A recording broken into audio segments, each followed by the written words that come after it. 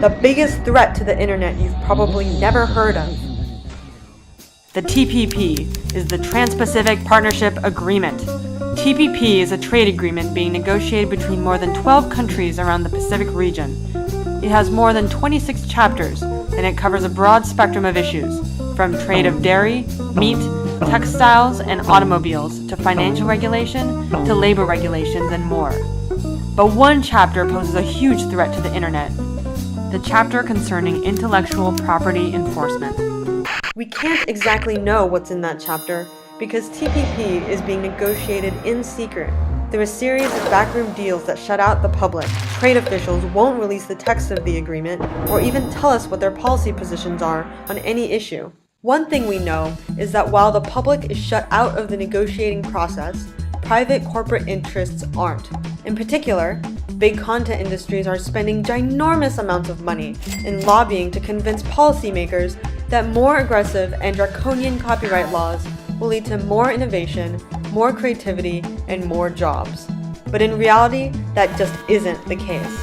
If adopted, the copyright enforcement measures proposed in the TPP could make the internet intimidating and repressive. Users will be afraid to view, share, and interact with digital content.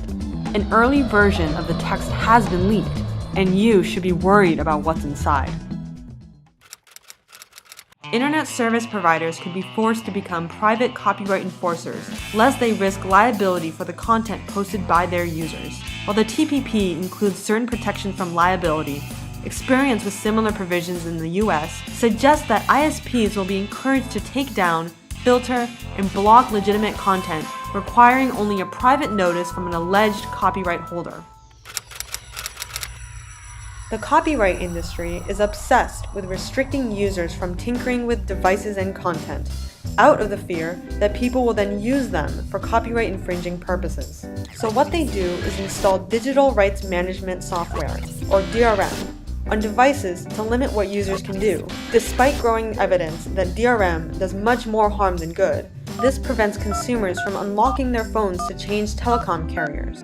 Artists, like documentary filmmakers, who break encryption on a DVD or sample online streaming videos could face legal threats, even if the videos they create are legal. People with visual or reading disabilities can be prevented from changing the format of books and movies to make them more accessible. Not only that, DRM, backed by the full force of the law, can be used to stifle competition. For example, a company can block unauthorized software or content from working with their devices just by enabling DRM.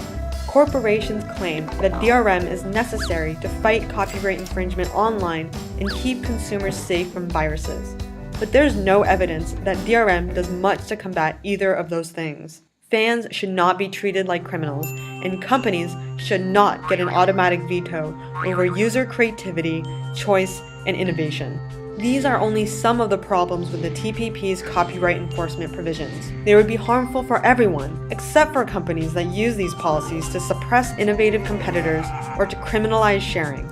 Instead of spending their resources to create new products that respect the internet and new technologies, they're lobbying for policies that would hinder and break them. Severe copyright policies restrict our right to share, modify, and experiment with content and technology. Innovation cannot thrive without these freedoms. Internet users need to know what is going on in these secret trade negotiations. Internet users have a right to participate in this powerful international deal that will impact millions of lives for decades to come. Let's show our policymakers that we won't let backroom trade deals determine what we can do with our technology. Let's show them that we, the users, are unified against corporate efforts to restrict our rights. The internet is ours. It's up to us to defend it.